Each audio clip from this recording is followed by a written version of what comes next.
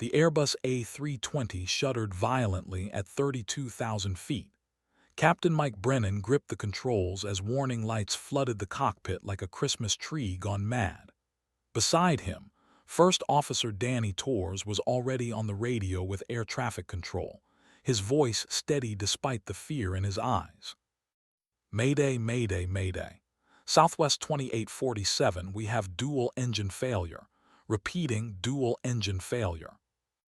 In the cabin behind them, 147 passengers sat frozen in their seats. Some prayed, some cried, some stared blankly ahead, their minds refusing to accept what was happening.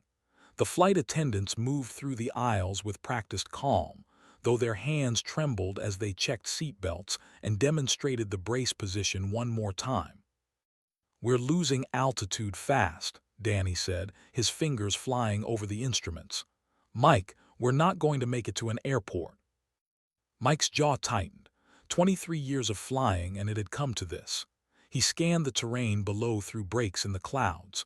Farmland, a highway, and there, maybe 3 miles ahead, an old military airstrip he remembered from his Air Force days. Abandoned for years, probably cracked and overgrown, but it was flat and it was long. "There," he said, pointing. "Former McAllister Air Force Base. It's our only shot." The plane dropped another 1,000 feet. The hydraulics were failing now too. Mike could feel it in the controls, the sluggish response, like trying to steer a truck with flat tires. In the last row of the aircraft, a woman in her mid-40s sat perfectly still. Major Sarah Chen had been trying to sleep when the engines failed, but sleep was impossible now. She wore civilian clothes, jeans, a plain gray sweater, reading glasses perched on her nose. Nothing about her appearance suggested she'd spent the last 22 years in the military. Nothing suggested she was one of the most decorated helicopter pilots in the Army's history. The teenage boy in the seat next to her was hyperventilating. His mother, across the aisle, was too paralyzed with fear to help him. Sarah reached over and placed a firm hand on the boy's shoulder. "Look at me," she said calmly. "What's your name?" Jason," he stammered. "Jason, I need you to breathe with me.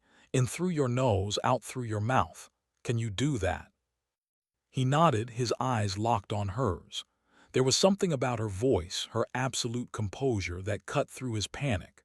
They breathed together, slow and steady, as the plane continued its terrifying descent. "You're going to be okay," Sarah said. It wasn't a guess or a hope, it was a statement of fact. "We're all going to be okay." The flight attendant nearby heard her and felt a strange surge of hope. Something about this woman's certainty was infectious. Up front, Mike was performing a miracle. Without engines, without full hydraulics, he was gliding a 70-ton aircraft toward a runway that hadn't seen traffic in 15 years. The altimeter spun downward, 3,000 feet, 2,000, 1,500. "Gear down," he ordered. "Gear's not responding," Danny said. "We're going in belly first." "Then we're going in belly first. Everyone hold on." The plane cleared a line of trees by less than 50 feet. The old runway appeared below them, cracked and pitted, weeds growing through the concrete. Mike pulled back on the controls with every ounce of strength he had. The A320 hit hard. The belly scraped concrete with a sound like the world ending. Sparks flew. Metal screamed. The plane skidded sideways, then straightened, then spun again. One wing dipped and caught the ground, and suddenly they were careening toward a row of abandoned hangars. Inside the cabin it was chaos. Overhead bins burst open. Oxygen masks swung wildly. People screamed. The emergency lights flickered and died, then came back on. And then, impossibly, they stopped. For 3 heartbeats there was absolute silence. Then someone coughed. Someone else started crying. And then everyone was moving at once, fumbling with seatbelts, standing, pushing toward the exits. "Fire!" someone shouted. "There's fire on the wing." Orange flames were indeed licking up from the damaged left wing. In seconds, they would reach the fuel tanks. The flight attendants sprang into action, opening emergency exits, deploying slides. "Leave everything," they shouted. "Move, move, move." People stumbled toward the exits, helping each other, some carrying children. The slides inflated with loud pops. Passengers tumbled down them onto the cracked runway. But in the cockpit, Mike Brennan wasn't moving. "Go," he told Danny. "Get out." "Not without you." "My leg's pinned. Something came through the floor. I can't move it." Mike's voice was steady, but his face was pale. "Get out now. That's an order." Danny hesitated for one agonizing second, then ran. He had a wife, 2 kids. Mike had always told him, "Save who you can save, including yourself." The fire was spreading fast now, eating its way along the wing toward the fuselage. Black smoke began pouring into the cabin. The last of the passengers were sliding down, coughing, crying, alive. Sarah Chen was the last one in her section. She'd helped Jason and his mother to the exit, then turned back to do a final check. That's when she saw the cockpit door still closed. The smoke was thicker there, darker. She moved forward against the flow of fleeing passengers.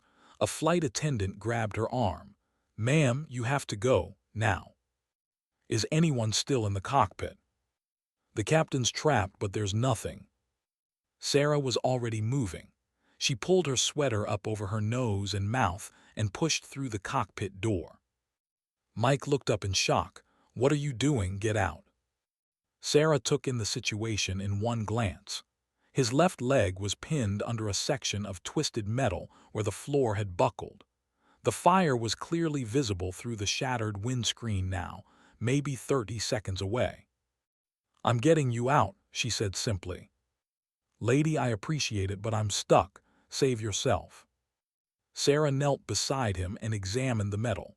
"I've pulled people out of downed helicopters in worse shape than this. You're coming with me."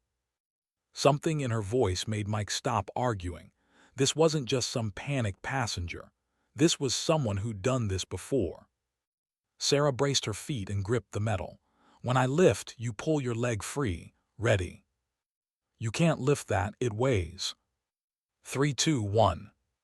Sarah lifted, not with just her arms, but with her legs, her core, her back, the way she'd been trained, the way she'd done it a dozen times before in places like Kandahar and Mosul. The metal shifted 6 inches, 8 inches. "Now," she barked. Mike pulled. His leg came free. Pain exploded through his ankle, but he was free. Sarah dropped the metal and grabbed Mike under the arms. Half carrying, half dragging him, she moved backward through the cockpit door. The smoke was so thick now she could barely see. The heat was intense. She could hear the fire roaring, consuming seats, melting plastic, coming for them. They stumbled through the cabin. The emergency exit was still open, but the slide had already deflated. It was an 8-foot drop to the ground. "Jump," someone below was shouting. "Hurry." Sarah pushed Mike toward the exit. He hesitated at the edge, favoring his injured leg. Behind them, the fire reached the fuel tanks. The explosion threw them both out of the plane. Sarah felt herself flying through the air, felt the heat blast over her, and then she hit the concrete and everything went black. When she opened her eyes, she was lying on the runway 50 feet from the burning wreckage. Her ears were ringing. Her whole body ached. Someone was leaning over her, a paramedic, she realized. "Don't move," he was saying. "You might have spinal injuries." "I'm fine," Sarah said, and she was. She'd been through worse.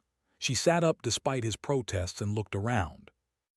The A320 was a fireball now, completely engulfed, but scattered across the runway and the grass beyond were people, alive, standing, helping each other.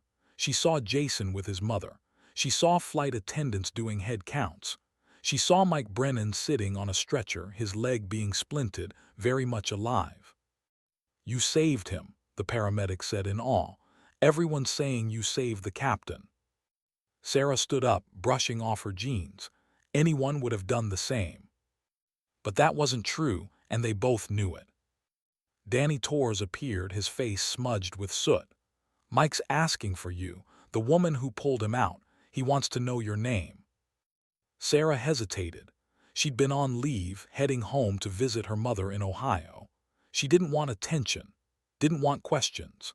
After everything that had happened in her last deployment, after the inquiry and the whispers and the way her own unit had turned on her, she just wanted to disappear into civilian life. "Just tell him I'm glad he's okay," she said. She started walking toward the line of ambulances, planning to refuse treatment and slip away. But Danny followed her. "Please," he said, "he needs to thank you properly. You risked your life for him." Before Sarah could answer, a news crew came running up. Somehow, despite the remote location, they'd already arrived. A reporter thrust a microphone in her face. "Ma'am, witnesses say you went back into the burning plane and pulled the pilot out. Can you tell us your name? Are you a first responder?" Sarah stepped back, uncomfortable. "No comment." "But you saved his life. People are calling you a hero." "I'm not a hero. Please, I need to go." She pushed past them, but more reporters were coming. And passengers were pointing at her, telling the story, describing how calm she'd been, how strong, how she'd lifted that metal like it weighed nothing. Mike Brennan was shouting now from his stretcher, trying to get her attention. "Wait, please." Sarah kept walking, but then she heard another voice. She turned slowly. An elderly man was standing there, maybe 70 years old, wearing a faded Air Force jacket. He was staring at her with wide eyes. "That's what they called you, isn't it? In the 101st Airborne. Call sign, Angel." The world seemed to tilt. Sarah stared at him. "How do you?" "I'm retired Air Force. I remember reading about you. The helicopter pilot who flew into hell to pull out wounded soldiers. They said you had 27 confirmed rescue missions. They said you were fearless." He paused. "They also said you were court-martialed." The name spread through the crowd of survivors like wildfire. Angel. Call sign, Angel. Within minutes, people were pulling out their phones, searching the name, finding the articles from 2 years ago. Sarah Chen stood frozen on the runway as her past caught up with her present. Around her, survivors and first responders whispered and stared, some with admiration, others with suspicion and confusion. The elderly man in the Air Force jacket stepped closer. "I'm sorry," he said quietly. "I didn't mean to. I just recognized you from the photos. You saved my nephew in Kabul, Charlie Morrison. You flew into a hot zone to extract his unit when they were pinned down." Sarah's throat tightened. "How is Charlie?" "He's good, has 2 kids now because of you." The man's eyes were wet. "Whatever happened after, I just wanted you to know you're a hero to our family." But the damage was done. A reporter had heard enough to start digging. She was already on her phone, pulling up old news stories, her eyes growing wider as she read. Mike Brennan, still on his stretcher, had also heard. He grabbed a paramedic's phone and started searching. His face went pale as he read. The headlines from 2 years ago were brutal. Decorated Army pilot court-martialed for disobeying direct orders. Major Sarah Chen accused of reckless endangerment. Angel of the 101st falls from grace. What the headlines didn't capture was the full truth, but they captured enough to make people doubt, to make them wonder. Sarah had been stationed in Afghanistan, flying Black Hawk helicopters for medical evacuations. Her official call sign had been Angel 6, but the soldiers just called her Angel. Because when you were bleeding out in the desert with Taliban fighters closing in, and you heard those rotor blades cutting through the sky, you knew salvation was coming. She'd flown 137 combat missions.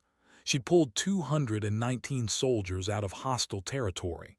She'd been shot at, shot down twice, and kept flying. And then came the mission that ended everything.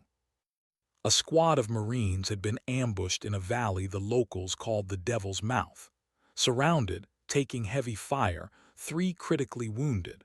Sarah had been on standby when the call came in, but her commanding officer, Colonel Marcus Reed, had denied the rescue mission. Too dangerous, he'd said.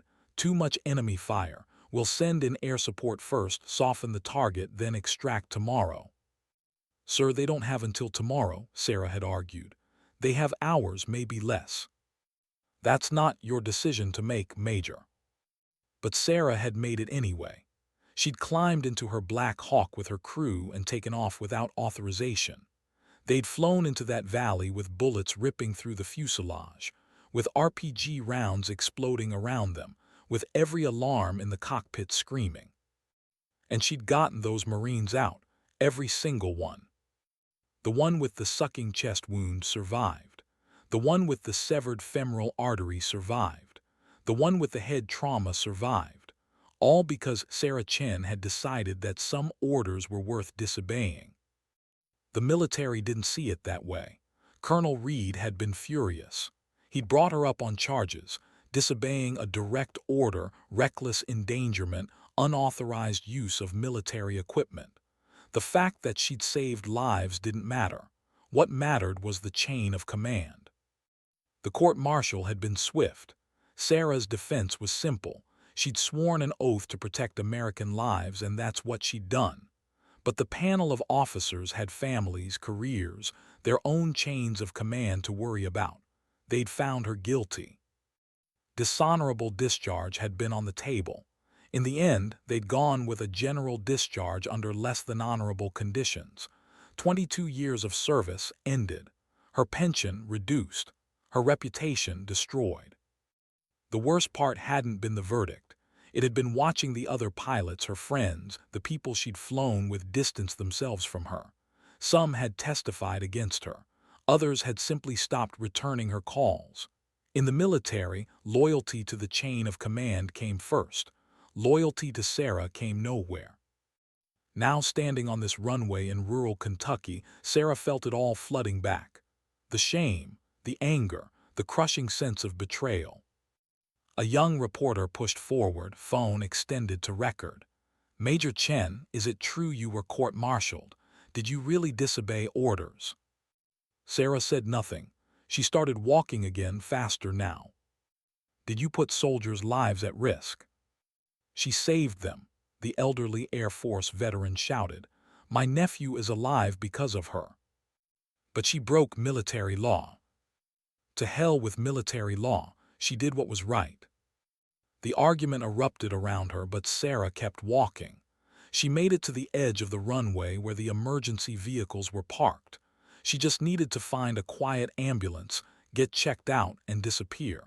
Go back to being nobody. But Mike Brennan had other ideas.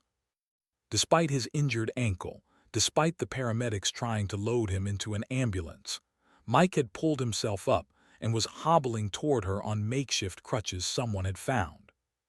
Major Chen, he called, wait. Sarah stopped. Something about the way he said her rank, with respect, not mockery, made her turn around. Mike reached her, breathing hard. I read what happened to you in Afghanistan. Then you know I'm not someone you want to be associated with. Are you kidding? Mike's eyes were blazing. You disobeyed orders to save lives. You flew into hell to bring people home. And just now you did it again. You ran into a burning plane for a stranger. Anyone would have. No, they wouldn't have. I was in the Air Force for 15 years before I joined Southwest. I know exactly what you did, and I know what it cost you. He gripped her shoulder. You saved my life, and I'm going to make sure everyone knows it. Please don't, Sarah said quietly. I just want to be left alone. Too late for that. He was right. News vans were arriving in force now. Local police were setting up a perimeter, but the story was already out. Social media was exploding. Passengers were posting videos and photos. Someone had captured shaky footage of Sarah dragging Mike from the plane seconds before the explosion. By evening, it would be everywhere. Sarah closed her eyes. This was her worst nightmare. Not the court-martial itself, but having to relive it. Having to explain to strangers why she'd done what she'd done, only to be judged all over again. A Louisville Metro police sergeant approached. Ma'am, I'm going to need you to stay for questioning. You're a material witness, and given the nature of your actions, we need a full statement." Sarah nodded numbly. She followed him to a mobile command post that had been set up in the grass. Inside, a detective waited with a notebook and a kind face. "Major Chen, or is it Ms. Chen now?" "Sarah is fine." "Sarah, I'm Detective Williams. I just need to understand what happened in the cockpit. Captain Brennan says you saved his life, but I need to hear your version." Sarah went through it mechanically. The smoke, finding Mike trapped, lifting the metal, the explosion, all facts, no emotion. Detective Williams wrote it down. "You have medical or rescue training. Beyond your military service. I was a helicopter pilot, combat search and rescue. You learn to get people out of bad situations." "I'll say," Williams smiled, "you're going to be famous after this, you know. People are already calling you a hero." "I'm not a hero. I'm just someone who was in the right place at the right time." "That's not what the passengers are saying. There's a teenage boy out there telling everyone you talked him through a panic attack before the crash. A mother saying you helped her stay calm. And Captain Brennan says you saved his life with seconds to spare." Williams paused. "Why do I get the feeling you're running from something?" Sarah met his eyes. "Because I am." She told him about the court-martial. Not all of it, she didn't have the energy, but enough. Williams listened without interrupting. When she finished, he sat back. "So you broke the rules to save lives, and the military punished you for it." "That's one way to put it." "Sounds like they were wrong." "Doesn't matter what it sounds like. That's what happened." Williams tapped his pen on the table. "You know what I think. I think you did the right thing then, and you did the right thing today, and I think a lot of people are going to agree with me." Sarah wanted to believe him, but she'd been down this road before. The initial praise followed by the questions, followed by the doubt. She'd learned the hard way that heroism was complicated, that in the eyes of institutions, military, civilian, whatever, following orders mattered more than following your conscience. Outside the command post, the scene was growing chaotic. More news crews, more police.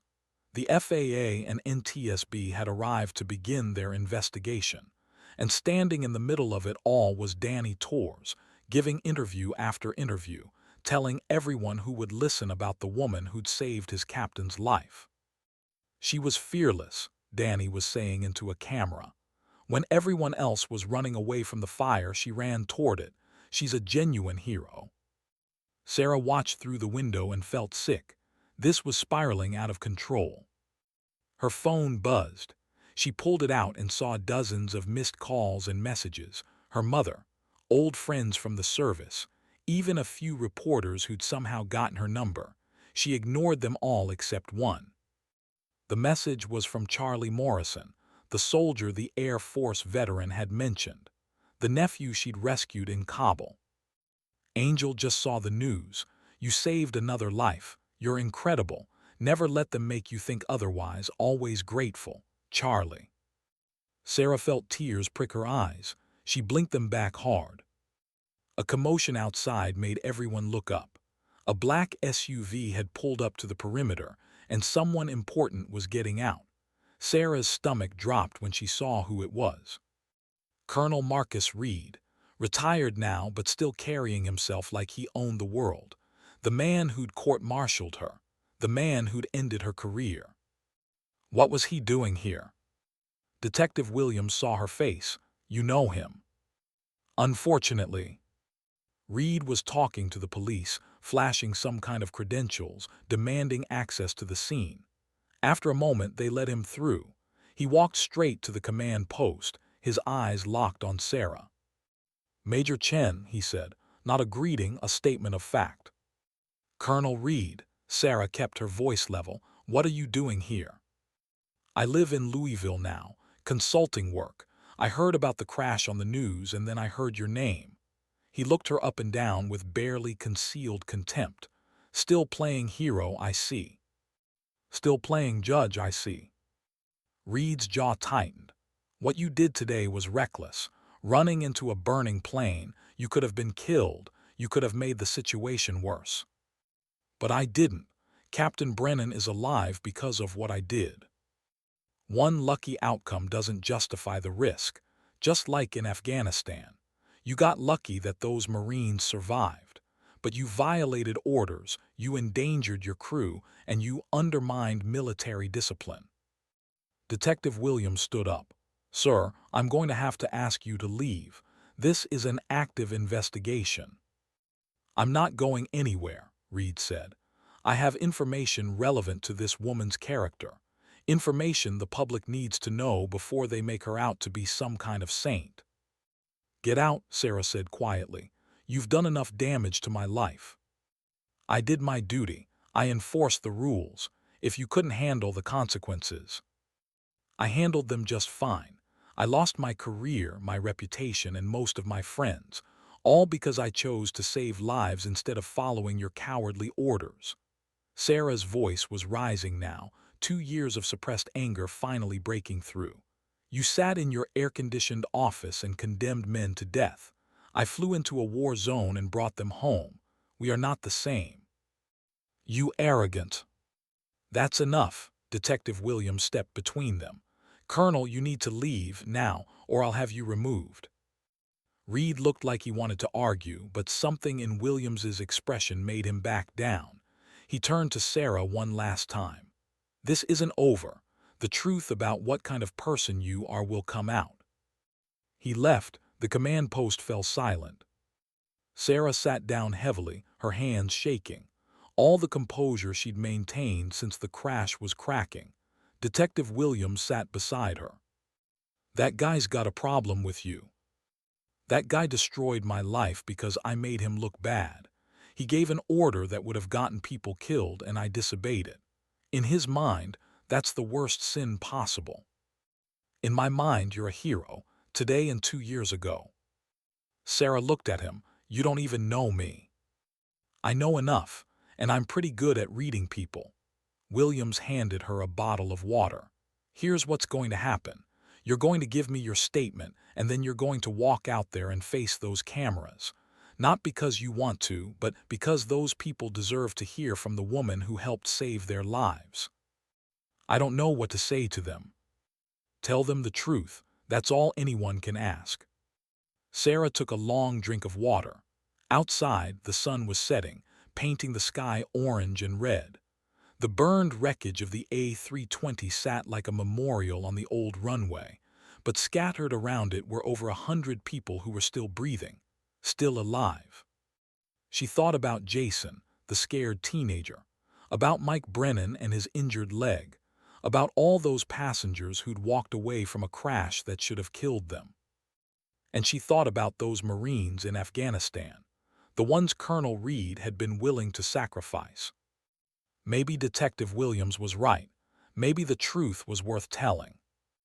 The press conference was held an hour later in a cleared area near the ambulances.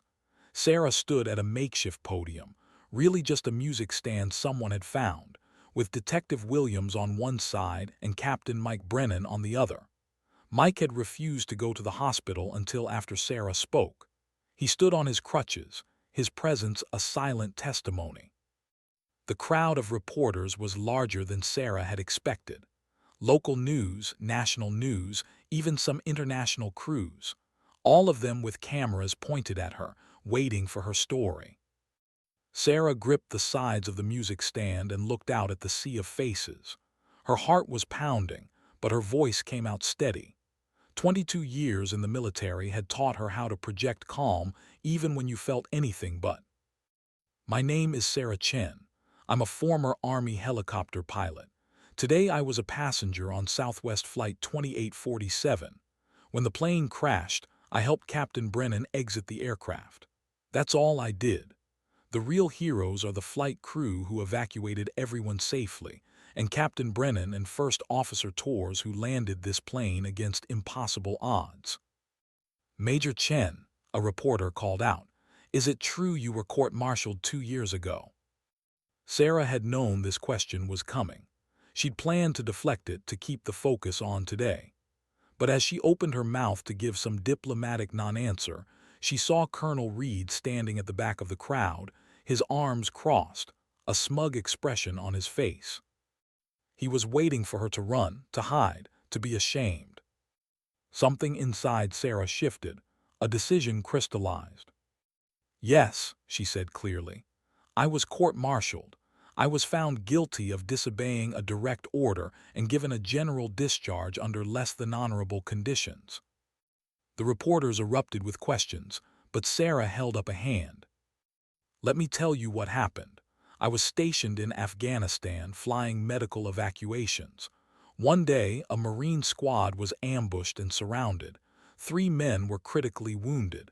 They called for emergency extraction.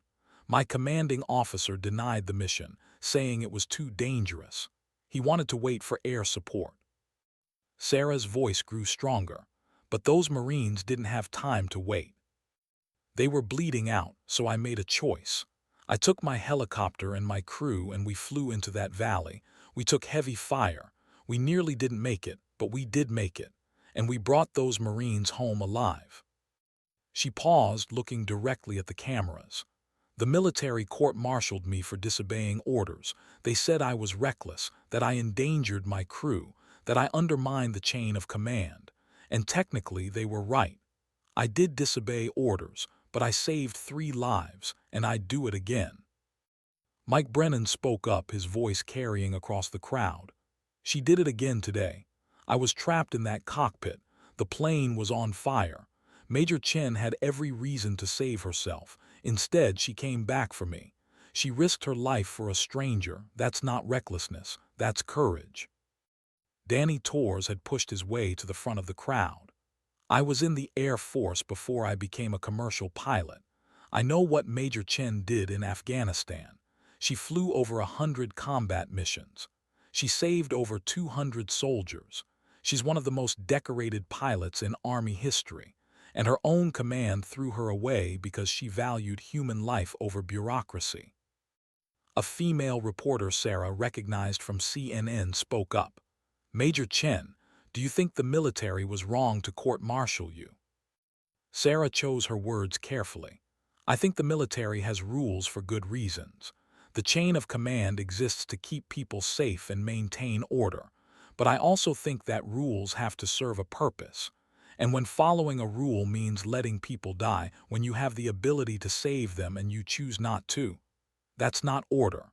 That's cowardice." In the back of the crowd, Colonel Reed's face had gone red. He pushed forward. "That's a gross mischaracterization. I made a tactical decision based on the information available. You can't just—" "You condemned 3 men to death because you were afraid," Sarah said, her voice cutting through his protest like a blade. "You were sitting in an air-conditioned command center, and you decided their lives weren't worth the risk. I was in the cockpit, and I decided they were. You had no authority to make that call.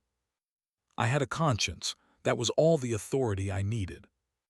The reporters were going wild now, cameras swinging between Sarah and Reed, sensing the confrontation they'd been hopping for. But Sarah wasn't done. "Colonel Reed court-martialed me because I made him look bad, because I proved that his safe, careful, by-the-book approach would have gotten people killed. He couldn't have that on his record, so he made sure I paid the price instead. He took 22 years of service and threw it away. He took my career, my pension, my reputation, but he couldn't take what mattered most." "And what's that?" another reporter called out. "The knowledge that those 3 Marines are alive, that they went home to their families, that they got to have futures because I chose to act." Sarah's eyes were locked on Reed now. "Can you say the same, Colonel? How many soldiers didn't come home because you were too afraid to authorize their rescue?" Reed looked like he'd been slapped. His mouth opened and closed, but no words came out. For the first time, Sarah saw something flicker in his eyes. Not quite shame, but close. Doubt. An older reporter, a man with gray hair and a kind face, raised his hand. "Major Chen, one of the passengers from today's flight wants to speak. Would that be all right?" Sarah nodded, surprised. The elderly Air Force veteran from earlier stepped forward. "My name is Robert Morrison. I'm retired Air Force, 32 years of service. My nephew, Charlie Morrison, was one of the Marines that Major Chen saved in Afghanistan. Charlie was the one with the sucking chest wound. The medics said he had maybe 20 minutes left when Major Chen's helicopter landed." Morrison's voice cracked. "Charlie's married now. He has two little girls ages 4 and 6. They exist because Sarah Chen broke the rules, because she decided that one man's life was worth risking everything for. Not just Charlie, all 3 of those Marines. They all survived. They all came home." He turned to face Colonel Reed. "With all due respect, sir, you made the wrong call that day. And instead of admitting it, you destroyed the career of one of the finest pilots this country has ever produced. That's not honor. That's ego." The crowd was silent. Even the reporters had stopped shouting questions. Reed stood frozen, his face ashen. Morrison turned back to Sarah. "My whole family wants you to know we're grateful, every day. Every birthday party, every Christmas, every ordinary Tuesday, we're grateful Charlie's alive to be there. Because of you." Sarah felt tears streaming down her face now. She didn't bother to hide them. "Thank you," she whispered. Another voice called out from the crowd. "Major Chen." A woman pushed forward, holding a young boy's hand. It was Jason's mother from the plane.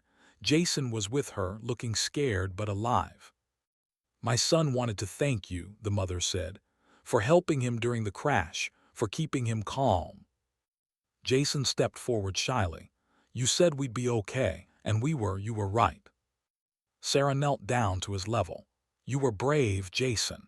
You did exactly what you needed to do." "Are you really a soldier?" "I was, not anymore." "Why not?" Sarah glanced at Reed, then back at Jason. "Because sometimes doing the right thing costs you everything, but it's still worth it." More passengers started coming forward. An elderly couple holding hands, a businessman in a torn suit, a young mother with a baby. One by one, they thanked her, not just for today, but for being willing to act, for running toward danger instead of away from it. Mike Brennan spoke again, louder this time. "I have something to say. I've been a pilot for 23 years. I've seen a lot of people in crisis situations. Most people freeze. Some people run. Very few people run toward the danger. Major Chen is one of those few. And the fact that the military court-martialed her for it is a disgrace." Danny Torres nodded. "I agree. There needs to be an investigation into what happened in Afghanistan. A real investigation, not a court-martial designed to protect a commanding officer's reputation." A reporter jumped on this. "Are you calling for Major Chen's court-martial to be overturned?" "I'm calling for the truth to come out," Danny said, "and for the people responsible for ending her career to be held accountable." The crowd of reporters erupted again. Sarah stood at the podium, overwhelmed. This wasn't what she'd expected. She'd thought telling her story would bring more judgment, more shame. Instead, it was bringing validation, support, belief. Colonel Reed had gone very quiet. He stood at the edge of the crowd now, no longer the center of attention, watching as the narrative slipped completely out of his control. A journalist from the New York Times raised her hand. "Major Chen, if you could send a message to the military leadership who court-martialed you, what would it be?" Sarah thought for a long moment. "I'd tell them that loyalty goes both ways. They demanded my loyalty to the chain of command, but they showed no loyalty to the values they claim to uphold. Values like honor, courage, and protecting those who can't protect themselves. I kept my oath. I protected American lives. They were the ones who broke faith, not me." She took a breath. "And I'd tell them that I don't need their validation anymore. I know what I did was right. The Marines I saved know it. The families of those Marines know it. Captain Brennan knows it. Everyone on that plane today knows it. That's enough." The press conference continued for another 30 minutes. Sarah answered questions about her military service, about the crash, about what she planned to do next. That last question stumped her. She honestly didn't know. She'd been drifting since the court-martial, taking odd jobs, avoiding anything that reminded her of flying. Finally, Detective Williams called an end to it. Major Chen needs medical attention and rest. Thank you all for coming. As the crowd dispersed, Mike Brennan hobbled over on his crutches. Sarah, can I call you Sarah? Of course. I meant what I said. I'm going to do everything in my power to get your court-martial overturned. I have friends in Congress. Danny has connections too. We're going to make noise about this. Sarah shook her head. Mike, that's kind of you, but it's been 2 years. The military doesn't revisit these things. They will if there's enough public pressure, and after today there will be. He was right. Sarah could already see it happening. The hashtags on social media, the news articles, the op-eds calling for justice. Her story had touched a nerve. The idea that someone could do the right thing and be punished for it resonated with people. Over the next few days, the story exploded. News coverage was constant. The hashtag Justice4Angel trended worldwide. Veterans groups issued statements supporting Sarah. A petition calling for her court-martial to be overturned gathered 500,000 signatures in 48 hours. Charlie Morrison, the Marine she'd saved, did a nationally televised interview with his wife and daughters, talking about Sarah's courage and the military's betrayal. Robert Morrison, his uncle, organized a rally outside the Pentagon with other veterans. Mike Brennan appeared on every major news network, telling the story of the crash and Sarah's rescue. Southwest Airlines issued a statement thanking Sarah and calling her a hero. The Airline Pilots Union sent a letter to the Secretary of Defense demanding a review of her case. And through it all, Sarah stayed in a small hotel near the crash site, overwhelmed by the attention. Her phone rang constantly. Reporters camped outside. Job offers poured in, airlines wanting to hire her, defense contractors, even a movie studio wanting to option her story. But what meant the most were the letters. Hundreds of them from soldiers she'd flown with, people she'd rescued, families of the rescued. People telling her that she'd given them hope, that she'd reminded them what honor really meant. One letter came from an unexpected source. It was short, handwritten on official military stationery. Major Chen, I served on the panel that court-martialed you. I voted to convict. After seeing what you did on that plane, after hearing the full story come out, I realized I was wrong. I was protecting the institution instead of protecting what's right. I'm sorry. If there's ever a review of your case, I'll testify on your behalf. Lt. Colonel James Park. Sarah read that letter 3 times, tears streaming down her face. 2 weeks after the crash, she got a phone call from an aide to a U.S. senator. The Senate Armed Services Committee was launching an investigation into her court-martial.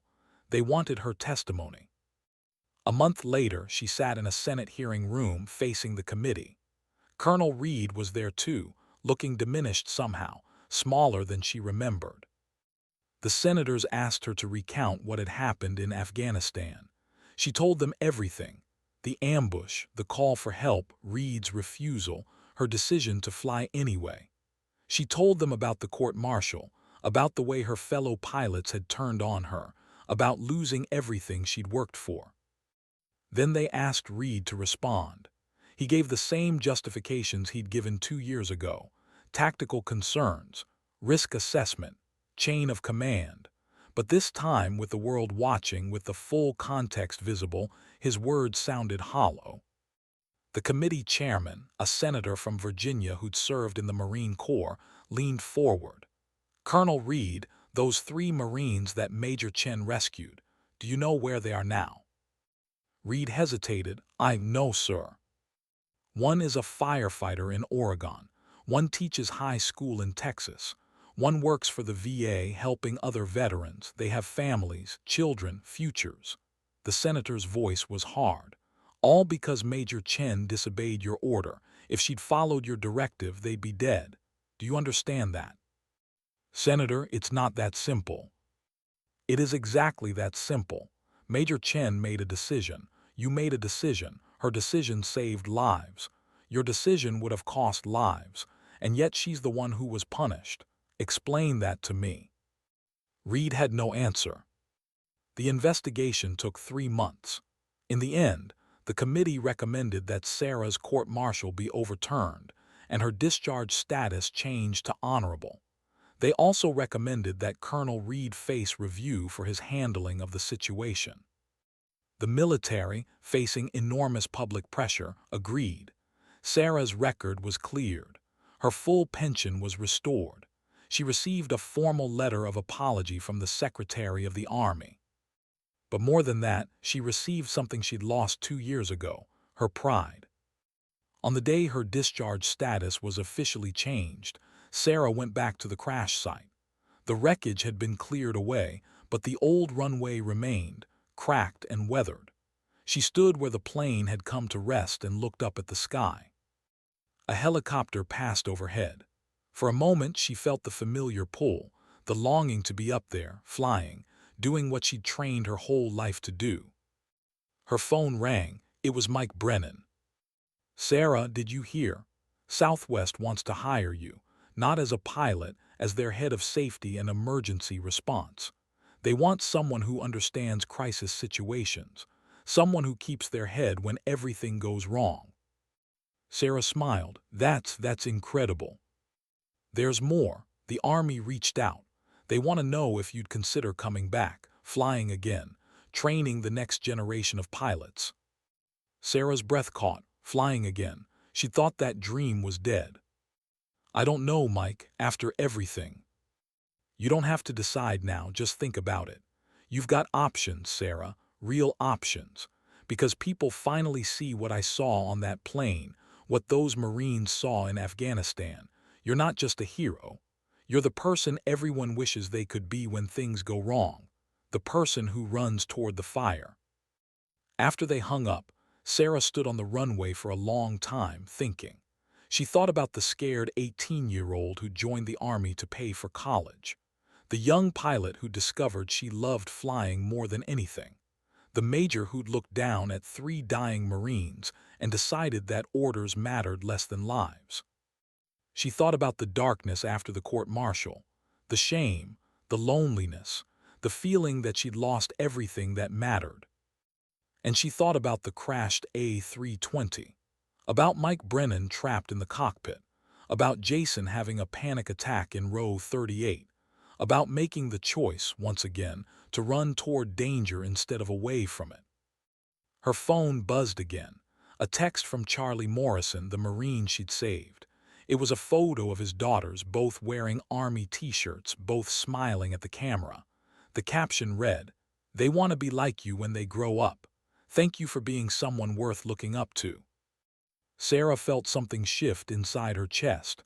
Not healing, that would take time, but the beginning of healing, the first crack of light in the darkness. She texted back, "Tell them to be even better." 3 months later, Sarah stood on the tarmac at Fort Bragg, wearing her Army uniform again. She'd accepted the invitation to return, not as a regular pilot but as an instructor. Her job was to teach young pilots not just how to fly, but when to trust their judgment, when to question orders, when to remember that the ultimate mission wasn't following rules, it was protecting lives. On her first day, she walked into a classroom of 20 young pilots. They stared at her with something like awe. Everyone knew her story now. Everyone knew about Angel. "Good morning," Sarah said. "I'm Major Sarah Chen. Some of you might know me as the pilot who disobeyed orders. Others might know me as the woman who pulled a captain out of a burning plane. I'm both of those people.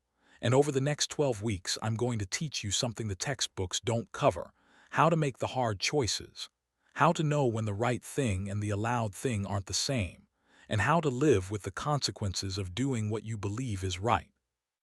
A young woman in the front row raised her hand. "Ma'am, were you scared when you disobeyed Colonel Reed's order?" Sarah considered the question. "Terrified, but I was more scared of living with myself if I didn't act. Fear is going to be part of your job. The question is, what are you more afraid of? taking a risk or living with regret. She smiled. Now let's get to work, we've got a lot to cover.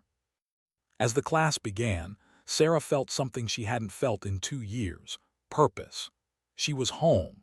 Not because the military had apologized or because her record had been cleared, but because she'd found a way to turn her pain into something useful, to transform her experience into wisdom she could share.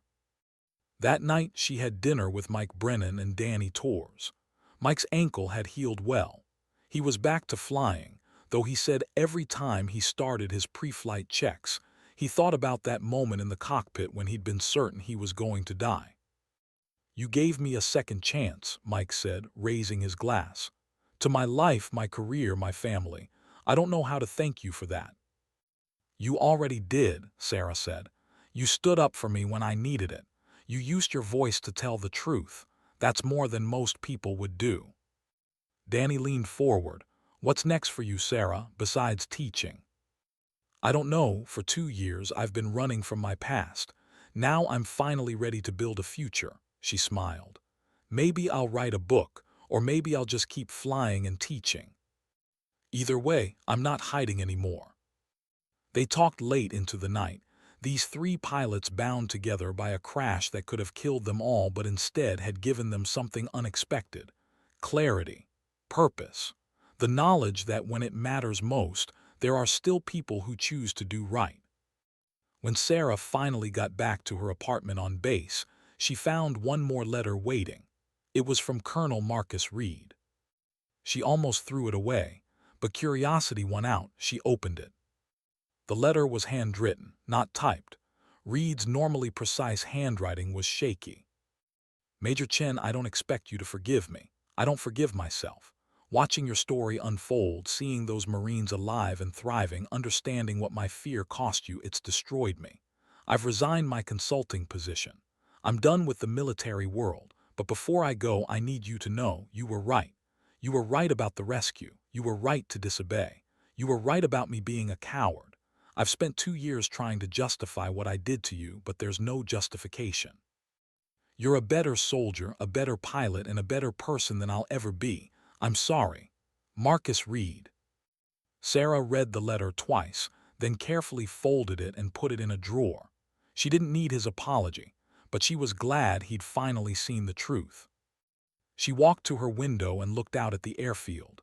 Helicopters sat in neat rows, their blades still in the darkness. In a few hours, some of them would be in the air, carrying soldiers on training missions, on rescues, on operations that might save lives. And Sarah would be part of it again. Not as the pilot in the cockpit, not yet anyway, but as the voice helping the next generation understand that being a soldier wasn't about following orders blindly. It was about knowing when to follow and when to lead, when to trust the system and when to trust yourself. Her call sign had been Angel, and angels, she'd learned, sometimes had to fall before they could fly again. But they always flew again. Sarah smiled, turned off the light, and went to bed. Tomorrow was another day, another chance to make a difference, another opportunity to prove that courage wasn't the absence of fear, it was the choice to act despite it.